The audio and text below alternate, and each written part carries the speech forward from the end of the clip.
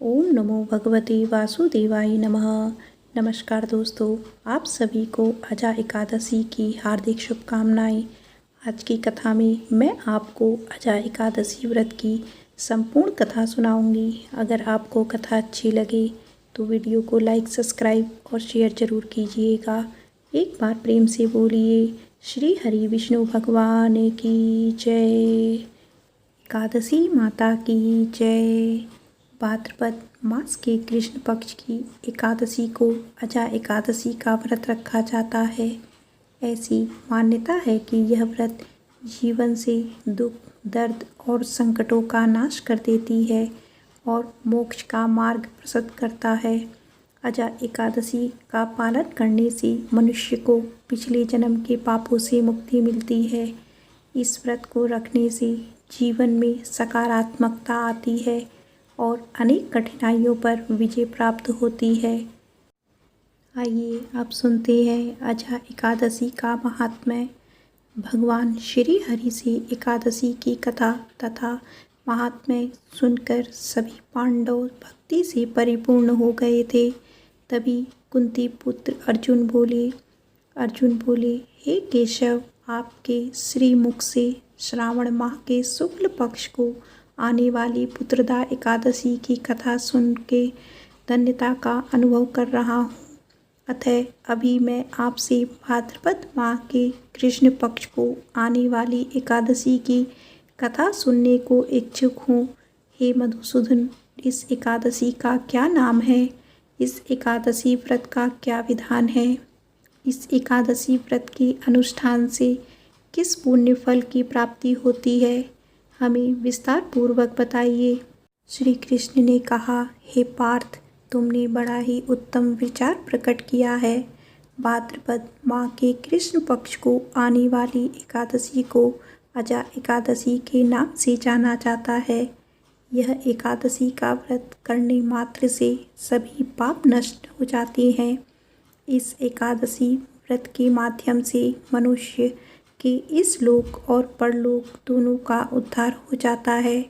इस एकादशी व्रत के जैसा संसार में कोई दूसरा व्रत नहीं है। आइए अब सुनते हैं अजा एकादशी व्रत की कथा। हे पार्थ, अभी मैं तुम्हें इस पतित पावनी एकादशी की कथा सुनाने जा रहा हूँ। अतः तुम इसे बड़े ध्यान से सुनना। प्राचीन काल में भगवान श्री रघुकुल शिरोमणि श्री राम के वंशज राजा हरिश्चंद्र हुए थे। राजा अपने जीवन काल में अपनी सत्यनिष्ठा और प्रामाणिकता के लिए प्रसिद्ध थे।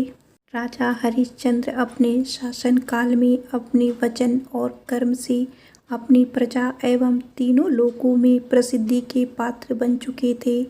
अतः इसी कारणवश देवताओं ने एक बार उनकी इन्हीं सत्यनिष्ठा की परीक्षा लेनी चाहिए। एक रात राजा हरिश्चंद्र ने अपने स्वप्न में देखा कि ऋषि विश्वामित्र को उन्होंने अपना सारा राजपाट दान में दे दिया है। राजा यह स्वप्न देख बड़े ही विचलित हो गए। उन्होंने प्रातः उठकर अपनी पत्नी से यह स्वप्न का वृत्तांत सुनाना चाहा, किंतु उसी क्षण उनके द्वार पर महर्षि विश्वामित्र पधार चुके थे। उन्होंने दरबार में आकर राजन से कहा, हे राजन, मुझे यहाँ देख आप चकित जरूर हुए होंगे। यदि नहीं तो आप मेरे इन वचनों से अवश्य हो जाएंगे। हे राजन, आप एक सत्यनिष्ठ राजा हैं। अतः आपने जो अपने स्वप्न में मुझे जो अपना राज्य दान स्वरूप दिया है, मैं उसे ही लेने आया हूँ। महर्षि विश्वामित्र की बात सुन सभी दरबारी आश्चर्यचकित हो उठे, किंतु जब राजा हरिश्चंद्र ने महर्षि विश्वामित्र के वचन को सार्थक करते हुए उन्हें स्वतः ही अपना संपूर्ण राज्य सौंप दिया, इतना ही नहीं, उन्हें दान के लिए दक्षिणा देने हेतु अपने पूर्व जन्म के कर्म फल से प्राप्त हुए सौभाग्य लक्ष्मी समान पत्नी और तेजस्वी पुत्र सहित खुद का भी दान कर दिया। राजा हरिश्चंद्र को एक डोम ने दान स्वरूप प्राप्त किया हुआ था। जो शमशान भूमि में मनुष्यों के दाह संस्कार का कार्य करवाता था, स्वतः वो एक चांडाल के दास बन गए थे। उन्होंने उस चांडाल के यहाँ कफन लेने का काज किया। अपने जीवन काल में उन्होंने कभी इतना भ्रष्ट काज नहीं किया था, किंतु अपने सत्यनिष्ठ व्रत की प्रतिष्ठा के लिए उन्होंने इस कार्य को भी एक स्मित के साथ निभाया। इसी कार्य को करते कई वर्ष बीत गए। अपने इस नीच कर्म को देख अब उन्हें बड़ा दुख होने लगा। अब वह इस नीच कर्म से मुक्ति प्राप्त करने के उपाय ढूंढने लगे। अब वह सदैव इसी चिंता में डूबे रहते कि कैसे इस नीच कर्म से मुक्ति प्राप्त की जाए। वह ऐसा क्या करें कि उन्हें इस नीच कर्म से मुक्ति मिले। एक समय की बात है, राजा हरिश्चंद्र अपनी इसी चिंता में डूबे थे कि महर्षि गौतम उनके समक्ष आए। महर्षि गौतम को अपने सम्मुख पाकर राजा बड़े हर्षित हुए और उन्हें प्रणाम किया, किंतु अपने मुख पर छाए हुए चिंता के बादल को ढक ना सके। अतः महर्षि ने खुद ही उनसे पूछा, हे वत्स, तुम परम प्रतापी हो। तुमने अपनी सत्यनिष्ठा के बल से स्वयं भगवान श्री हरि का भी मन मोह लिया है, किंतु आज इस मुख पर यह चिंता कैसी। महर्षि गौतम के वचन सुन वह अपने आप को रोक ना सकी और उन्होंने अपना सारा वृतांत उनके समक्ष रख दिया। राजा हरिश्चंद्र का वृतांत सुन वह भी दुखी हो गए और उन्होंने कहा, हे राजन, तुम्हारा वृतांत सुन मैं भी भावुक हो गया हूँ। अतः मैं तुम्हारी समस्या का निदान देते हुए एक उपाय सुना रहा हूँ। इसे ध्यानपूर्वक सुनना। भाद्रपद माह के कृष्ण पक्ष को आने वाली एकादशी का व्रत तुम्हें तुम्हारे इस पाप कर्म से मुक्ति दिलाने में सर्वथा उत्तम है। इस एकादशी को अजा एकादशी भी कहा जाता है। अतः तुम इस एकादशी पर भगवान श्री हरि का ध्यान धरते हुए अपनी पूर्ण श्रद्धा से इस व्रत का अनुष्ठान करो और रात्रि जागरण कर प्रातः शुद्ध जल से स्नान करके आमंत्रित ब्राह्मणों को सात्विक भोजन करवाने के पश्चात खुद भोजन कर व्रत का समापन करना। अपने इस पुण्य कर्म के प्रभाव से तुम्हें निश्चित रूप से अपने इस पाप कर्म से मुक्ति प्राप्त होगी। महर्षि गौतम इतना कहकर अलोप हो गए। महर्षि के कथन अनुसार राजा हरिश्चंद्र ने पूरे विधि विधान से भाद्रपद माह के कृष्ण पक्ष को आने वाली अजा एकादशी का व्रत किया और रात्रि जागरण कर प्रातः ब्राह्मणों को भोजन कराने के पश्चात खुद भोजन कर व्रत का समापन किया। इस व्रत के प्रभाव से राजा हरिश्चंद्र सभी पापों से मुक्त हो गए। उनके इस व्रत का प्रभाव इतना प्रबल था कि स्वर्गलोक में नगाड़े बजने लगे थे। स्वयं ब्रह्मा, विष्णु और महेश राजा हरिश्चंद्र को अपने समक्ष खड़े दिखने लगे। उन्होंने अपने मृत पुत्र को जीवित और पत्नी को राशि परिधान में आभूषणों से परिपूर्ण देखा। व्रत के पूर्ण फल से राजा हरिश्चंद्र को पुनः अपने राज्य की प्राप्ति हुई। वास्तव में यह देवताओं द्वारा उनकी परीक्षा ली गई थी। अजा एकादशी व्रत के प्रभाव से देवताओं द्वारा रची गई माया का अंत हो गया और अंत समय में राजा हरिश्चंद्र अपने पूरे परिवार समेत स्वर्गलोक को प्रस्थान हो गए। हे पार्थ, यह सब अजा एकादशी के व्रत के प्रभाव से ही संभव हो सका था। अतः जो भी मनुष्य अपनी पूरी श्रद्धा से अजा एकादशी का व्रत करता है वह सारे पापों से मुक्त हो जाता है। जो भी इस व्रत का विधि विधान से अनुष्ठान करता है और रात्रि जागरण करता है उसके सारे कष्ट नष्ट हो जाते हैं और अंत समय में उसे स्वर्गलोक की प्राप्ति होती है। इस अजा एकादशी की कथा का जो भी मनुष्य श्रवण करता है उसे अश्वमेध यज्ञ का फल प्राप्त होता है। तो एक बार प्रेम से बोलिए, श्री हरि विष्णु भगवान की जय, एकादशी माता की जय।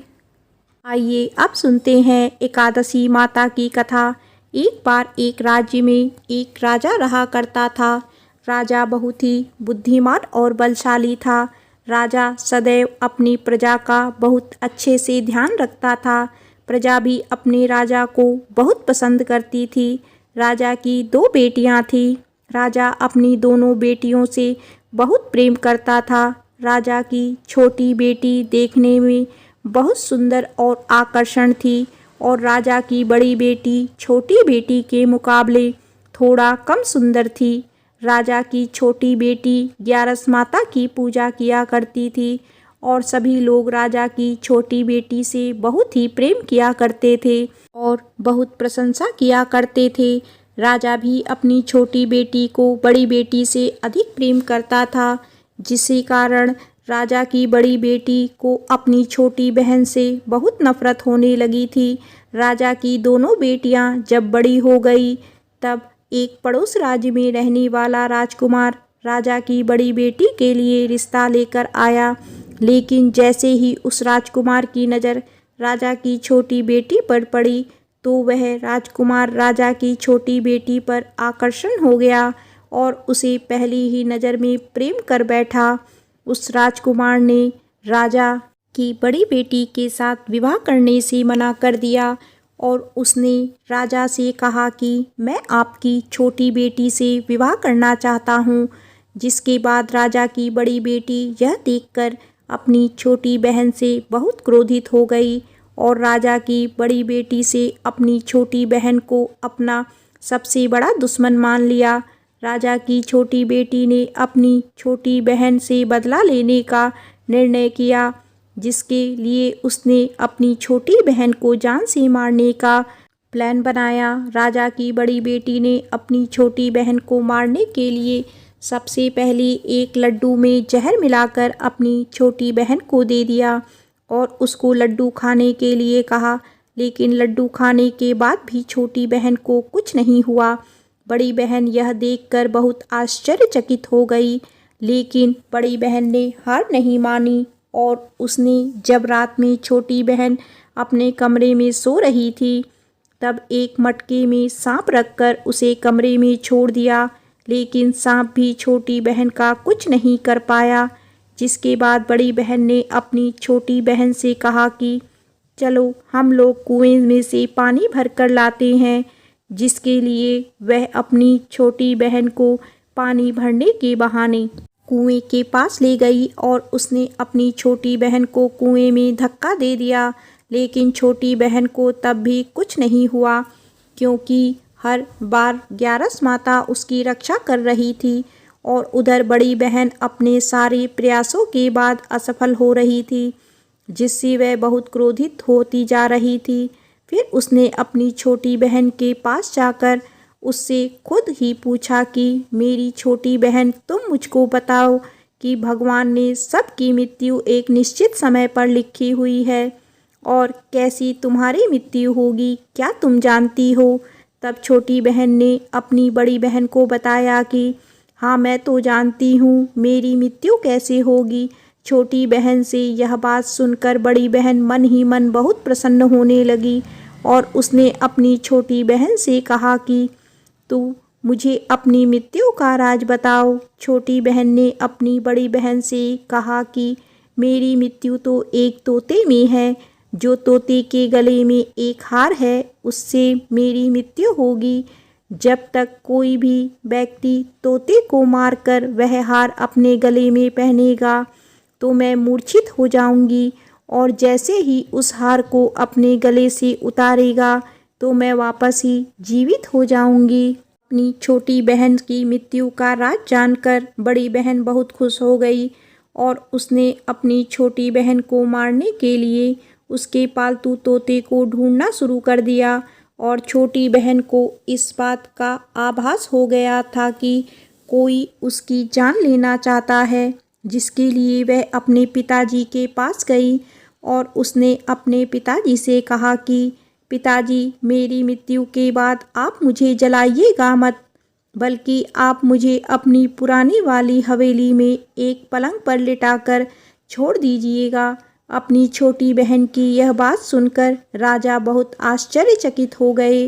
राजा ने अपनी छोटी बहन बेटी से पूछा कि बेटी, तुम ये क्या कह रही हो? जब राजा की छोटी बेटी ने बताया, पिताजी, समय किसी के लिए नहीं रुकता है, कब क्या हो जाए किसी को कुछ पता नहीं है।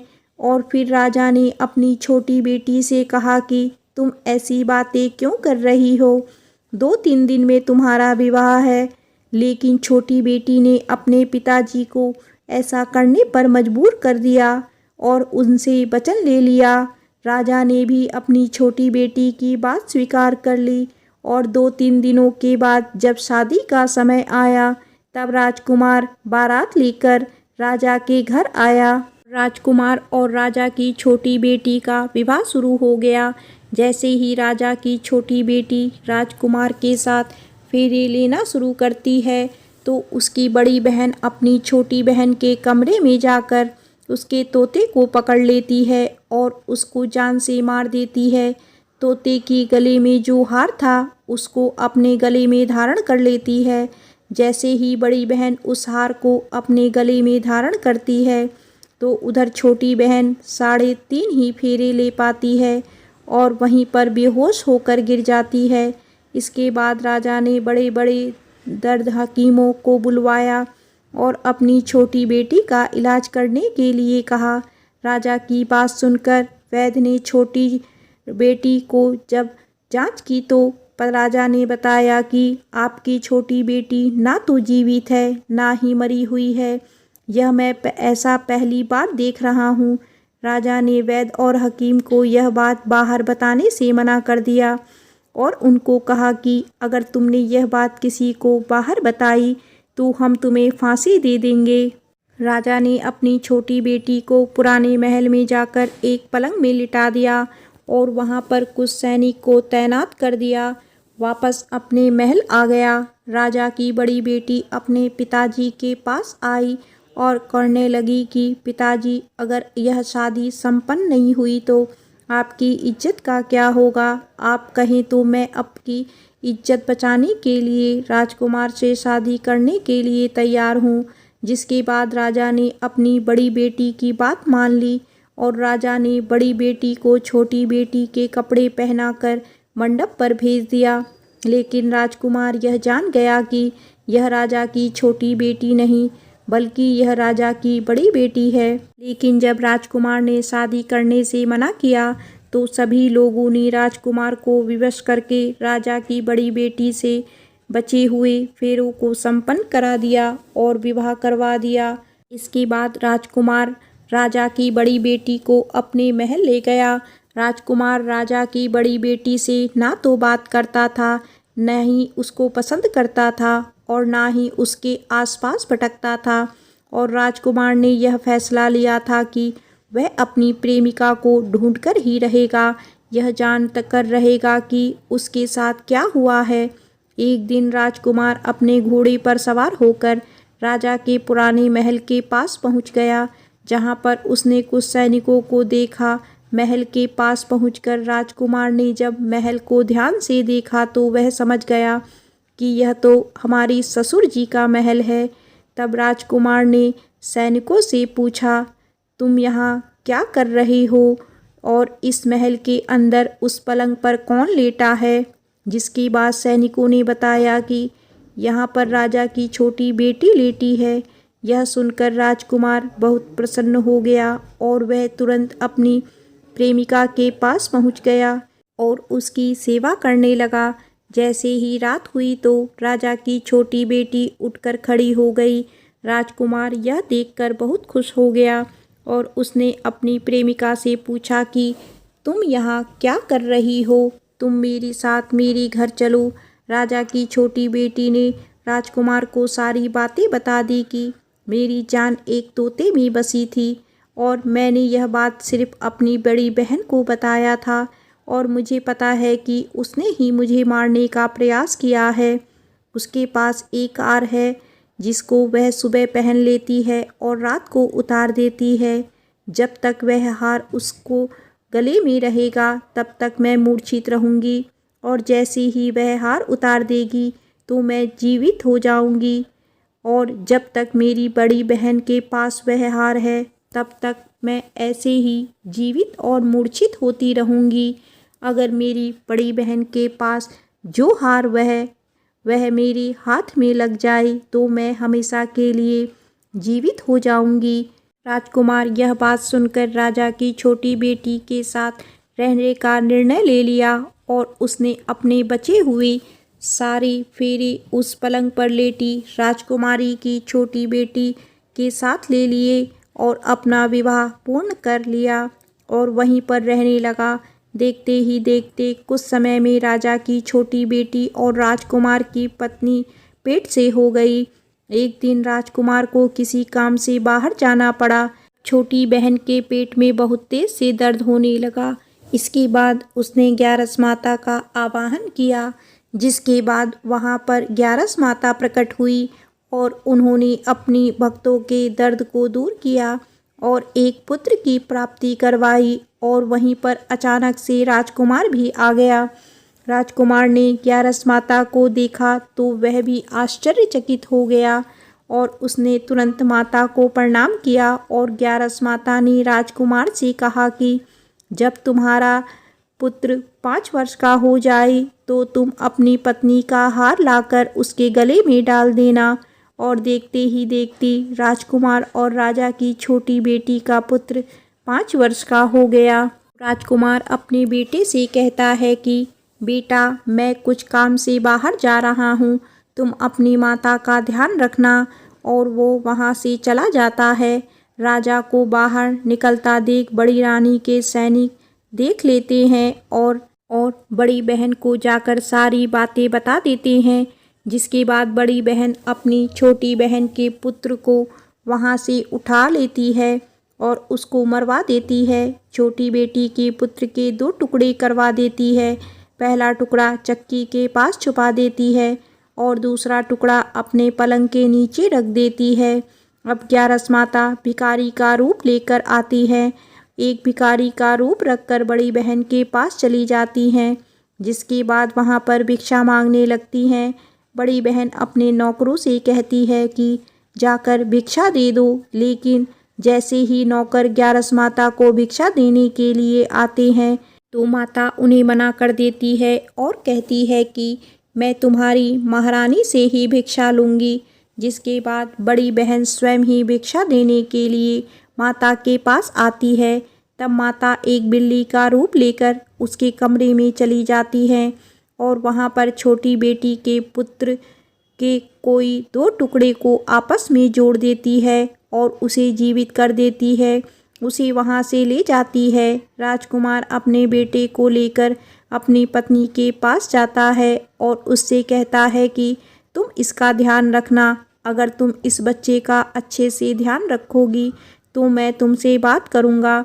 एक दिन राजकुमार अपने बच्चे से कहता है कि तुम अपनी माँ से उनके गले का हार मांग लेना। जिसके बाद राजकुमार का लड़का अपनी माँ के पास जाता है और कहता है कि माँ, मुझे तुम्हारा हार चाहिए जो तुमने गले में पहन रखा है। यह सुनकर पहले तो बड़ी बहन बहुत क्रोधित होती है, पर उसको यह याद आता है कि राजकुमार ने कहा था कि अगर मैं इस बच्चे का ध्यान अच्छे से रखूँगी तो वह मुझसे बात करेंगे, जिसके कारण वह हार उस बच्चे को दे देती है। और तभी राजकुमार अपने बेटे को लेकर वहाँ से जाने लगता है और अपनी पत्नी से कहता है कि तुम हमारे लिए खाना बना कर रखना, मैं शाम को आकर तुम्हारे साथ खाना खाऊंगा। वह अपने बेटे को वहाँ से लेकर चला जाता है। जिसके बाद वह राजा के पास जाता है और उनको सारी बातें बता देता है। राजा अपनी बड़ी बेटी की यह करतूत सुनकर बहुत क्रोधित होती है और अपने परिवारिश पर भी दोष देने लगते हैं और राजकुमार को अपनी छोटी बेटी के साथ रहने के लिए आदेश देते हैं। एक बार प्रेम से बोलिए एकादशी माता की जय। आइए अब सुनते हैं एकादशी के दिन सुनी जाने वाली श्री शालिग्राम जी की कथा। एक कसाई था जिसका नाम था सदना। वह बहुत ही ईमानदार था। वो भगवान के नाम और कीर्तन में मस्त रहा करता था। यहाँ तक कि मांस को काटते बेचते हुए भी वह भगवान का नाम गुणगान करता रहता था। एक दिन वह अपनी ही धुन में कहीं जा रहा था कि अचानक उसके पैर से कोई पत्थर टकराया। वह रुक गया और उसने देखा एक काले रंग के गोल पत्थर से उसका पैर टकरा गया है। उसने वह पत्थर उठा लिया और अपनी जेब में रख लिया, यह सोचकर कि यह मांस तौलने के काम में आएगा। वापस आकर उसने वह पत्थर मांस के वजन को तौलने के काम में लगाया। कुछ ही दिनों में उसने समझ लिया कि यह पत्थर कोई साधारण नहीं है, क्योंकि जितना वजन उसको तौलना होता है, पत्थर उतने ही वजन का हो जाता। धीरे धीरे यह बात फैलने लगी कि सदना कसाई के पास वजन करने वाला पत्थर है। वह जितना चाहता है पत्थर उतना ही तौल देता है। किसी को 1 किलो मांस देना होता है तो तराजू में उस पत्थर को एक तरफ डालने पर दूसरी ओर 1 किलो का ही मांस तुलता है। अगर किसी को 2 किलो चाहिए हो तो वह पत्थर 2 किलो के भार जितना भारी हो जाता है। इस चमत्कार के कारण उसके यहाँ लोगों की भीड़ जुटने लगी। भीड़ जुटने के साथ ही सदना की दुकान की बिक्री बढ़ गई। यह बात एक ब्राह्मण तक भी पहुंची। हालांकि वह ऐसी अशुद्ध जगह पर नहीं जाना चाहते थे जहां मांस कटता हो व बिकता हो, किंतु चमत्कारी पत्थर को देखने की उत्सुकता उसे सदना की दुकान तक खींच लाई। दूर से खड़ा होकर वह सदना कसाई को मांस तौलते देखने लगा। उसने देखा कि कैसे वह पत्थर हर प्रकार के वजन को बराबर तौल रहा है। ध्यान से देखने पर उसके शरीर के रोए खड़े हो गए। भीड़ के छंटने अर्थात कम होने के बाद ब्राह्मण सदना कसाई के पास गया। ब्राह्मण को अपनी दुकान में आया देखकर सदना कसाई प्रसन्न भी हुआ और आश्चर्यचकित भी। नम्रता से सदना ने ब्राह्मण को बैठने के लिए स्थान दिया और पूछा कि वह उनकी क्या सेवा कर सकता है। ब्राह्मण बोले, तुम्हारे इस चमत्कारी पत्थर को देखने के लिए ही मैं तुम्हारी दुकान पर आया हूँ, या यूँ कहूँ कि ये चमत्कारी पत्थर ही मुझे खींचकर तुम्हारी दुकान पर ले आया है। बातों ही बातों में उन्होंने सदना कसाई को बताया कि जिसे पत्थर समझकर वो मांस तौल रहा है, वास्तव में वो शालिग्राम जी हैं, जो कि भगवान का स्वरूप होता है। शालिग्राम जी को इस तरह गले कटे मांस के बीच में रखना व उनसे मांस तौलना बहुत बड़ा पाप है। सदना बड़े ही सरल प्रवृत्ति का भक्त था। ब्राह्मण की बात सुनकर उसे लगा कि अनजाने में मैं तो बहुत बड़ा पाप कर रहा हूँ। विनय करके सदना ने वह शालिग्राम उन ब्राह्मण को दे दिया और कहा कि आप तो ब्राह्मण हैं, इसीलिए आप ही इनकी सेवा परिचर्या करके इन्हें प्रसन्न करें। मेरे योग्य कुछ सेवा हो तो मुझे अवश्य बताएं। ब्राह्मण शालिग्राम शिला को बहुत सम्मान से घर ले आए।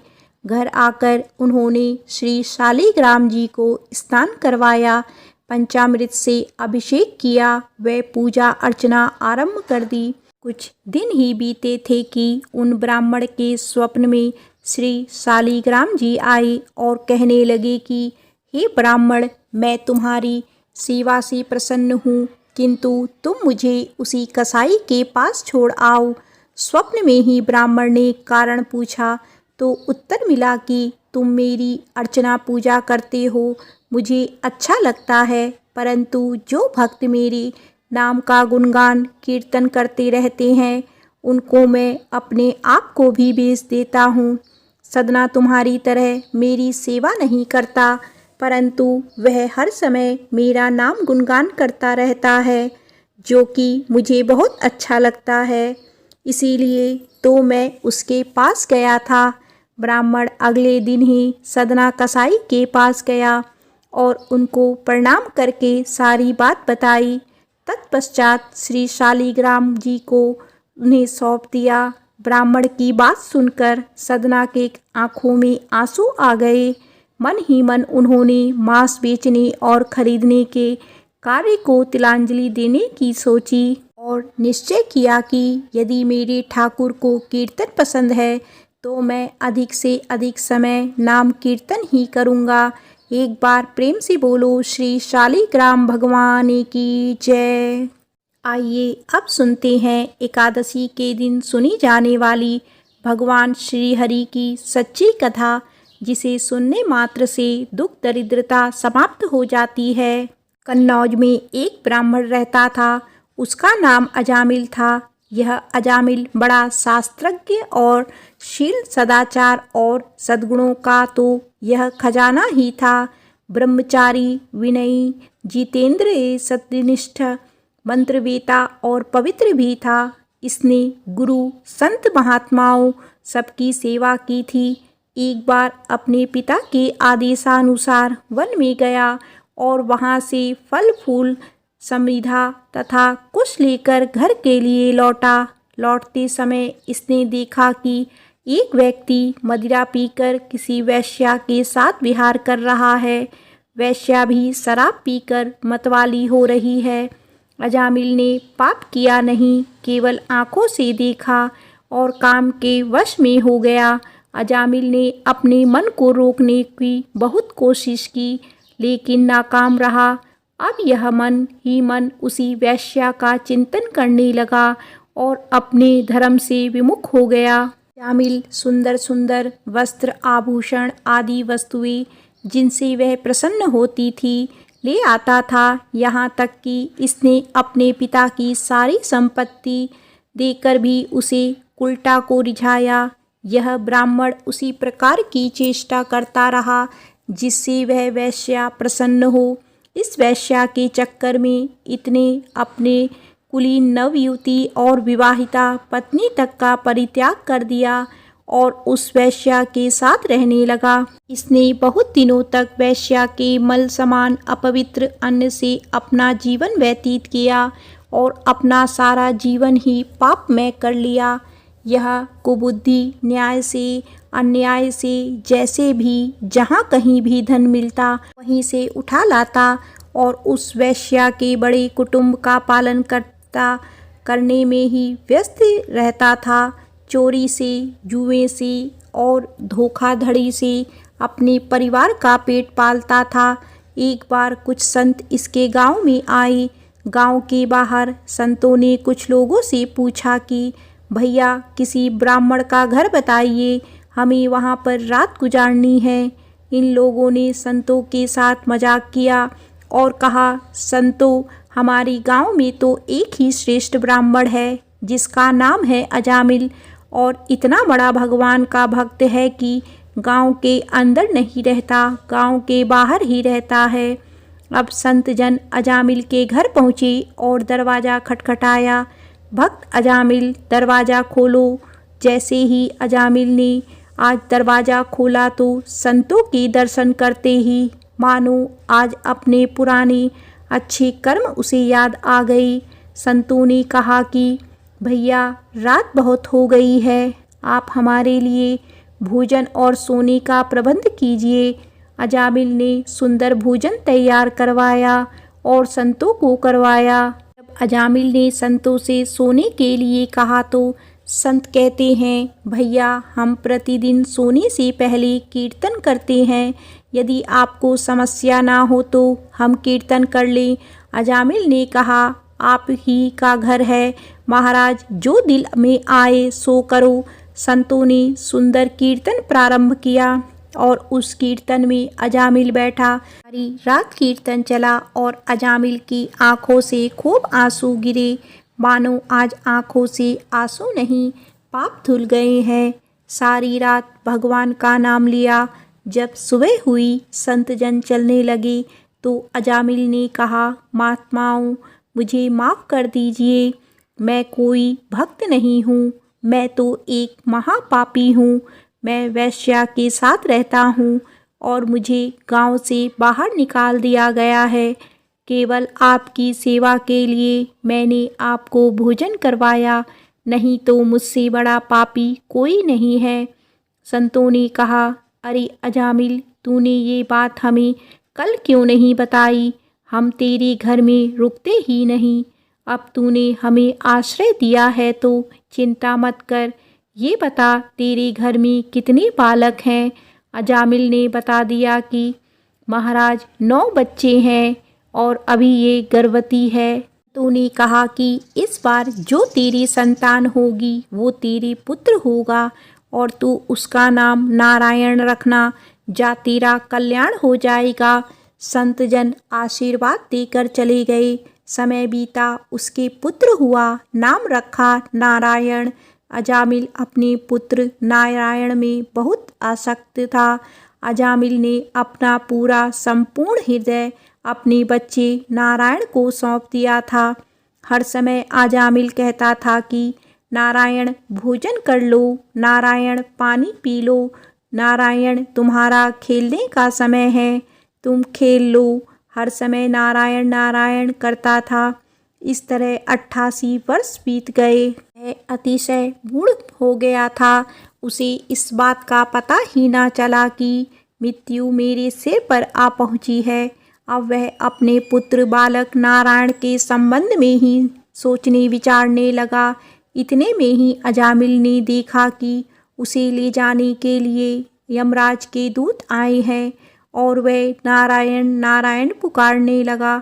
भगवान के पार्षदों ने देखा कि यह मरते समय हमारे स्वामी भगवान नारायण का नाम ले रहा है, उनके नाम का कीर्तन कर रहा है। अतः वे बड़े वेग से झटपट वहाँ आ पहुँचे। उस समय यमराज के दूत दासीपति अजामिल के शरीर में से उसके सूक्ष्म शरीर को खींच रहे थे। विष्णु दूतों ने बलपूर्वक रोक दिया। उनके रोकने पर यमराज के दूतों ने उनसे कहा, अरे धर्मराज की आज्ञा का निषेध करने वाले तुम लोग हो कौन? तुम किसके दूत हो? कहाँ से आए हो? और इसे ले जाने से हमें क्यों रोक रहे हो?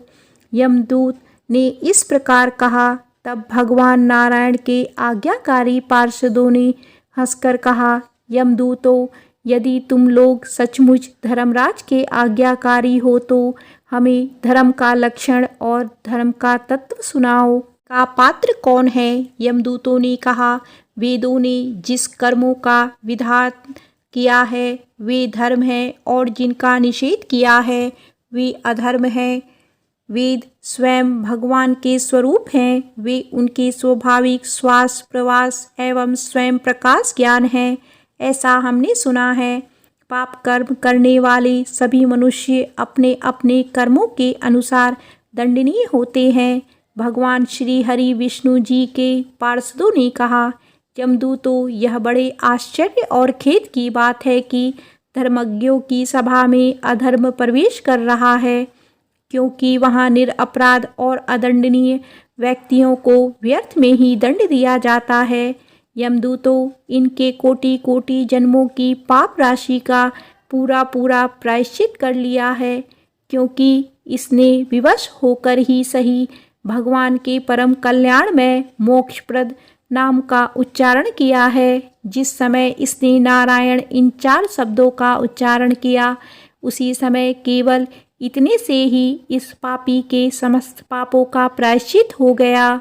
चोर, शराबी, मित्रद्रोही, ब्रह्मघाती, गुरुपत्नीगामी ऐसे लोगों का सत्संगी, स्त्री, राजा, पिता और गाय को मारने वाला, चाहे जैसा और चाहे जितना बड़ा पापी हो, सभी के लिए यही इतना ही सबसे बड़ा प्रायश्चित है कि भगवान के नामों का जाप किया जाए, क्योंकि भगवान नामों के उच्चारण से मनुष्य की बुद्धि भगवान के गुण लीला और स्वरूप में रम जाती है और स्वयं भगवान की उसके प्रति आत्मीय बुद्धि हो जाती है। तुम लोग अजामिल को मत ले जाओ, इतने सारे पापों का प्रायश्चित कर लिया है, क्योंकि इसने मरते समय भगवान के नाम का उच्चारण किया है।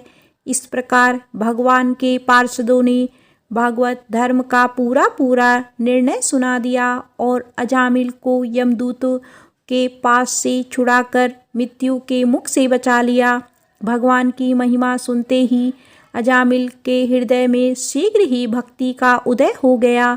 अब वह अपने पापों को याद करके बड़ा पश्चाताप करने लगा। अजामिल मन ही मन सोचने लगा, अरे मैं कैसा इंद्रियों का दास हूँ। मैंने एक दासी के गर्भ से पुत्र उत्पन्न करके अपना ब्राह्मण तत्व नष्ट कर दिया। यह बड़े दुख की बात है। धिक्कार है, मुझे बार बार धिक्कार है। मैं संतों के द्वारा निंदित हूँ, पापात्मा हूँ। मैंने अपने कुल में कलंक का टीका लगा दिया। मेरे माँ बाप बूढ़े और तपस्वी थे, मैंने उनका भी परित्याग कर दिया। मैं कितना कृतज्ञ हूँ। मैं अब अवश्य ही अत्यंत भयावह नरक में गिरूंगा, जिसमें गिरकर धर्मघाती पापात्मा कामी पुरुष अनेक प्रकार की यम यातना भोगते हैं। कहाँ तो मैं महाकपटी, पापी, निर्लज और ब्रह्म तेज को नष्ट करने वाला, तथा कहाँ भगवान का वह परम मंगलमय नारायण नाम। अब मैं अपने मन, इंद्रियां और प्राणों को वश में करके ऐसा प्रयत्न करूंगा कि फिर अपने को घोर अंधकार में नरक में ना डालूं। मैंने यमदूतों से डर के अपने पुत्र नारायण को पुकारा और भगवान के पार्षद प्रकट हो गए। यदि मैं वास्तव में नारायण को पुकारता तो क्या आज श्री नारायण मेरे सामने प्रकट नहीं हो जाते। अब अजामिल के चित्त से संसार के प्रति तीव्र वैराग्य हो गया है। वे सबसे संबंध और मोह को छोड़कर हरिद्वार चले गए। उस देव स्थान में जाकर वे भगवान के मंदिर में आसन पर बैठ गए और उन्होंने योग मार्ग का आश्रय लेकर अपनी सारी इंद्रियों को अन्य विषयों से हटाकर मन भगवान श्री हरि विष्णु में लीन कर लिया और मन को बुद्धि में मिला दिया। इसके बाद आत्मचिंतन के द्वारा उन्होंने बुद्धि को विषयों से पृथक कर लिया तथा भगवान के धाम अनुभव स्वरूप पर ब्रह्म को में जोड़ दिया। इस प्रकार जब अजामिल की बुद्धि त्रिगुणमयी प्रकृति से ऊपर उठकर भगवान के स्वरूप में स्थित हो गई, तब उन्होंने देखा कि उनके सामने वे ही चारों पार्षद जिन्हें उन्होंने पहले देखा था खड़े हैं। अजामिल ने सिर झुकाकर उन्हें नमस्कार किया। उनका दर्शन पाने के बाद उन्होंने उस तीर्थ स्थान में गंगा के तट पर अपना शरीर त्याग दिया और तत्काल भगवान के पार्षदों का स्वरूप प्राप्त कर लिया। अजामिल भगवान के पार्षदों के साथ स्वर्णमय विमान पर आरूढ़ होकर आकाश मार्ग से भगवान लक्ष्मीपति के निवास स्थान वैकुंठ को चले गए। प्रेम से बोलो श्री हरि विष्णु भगवान की जय।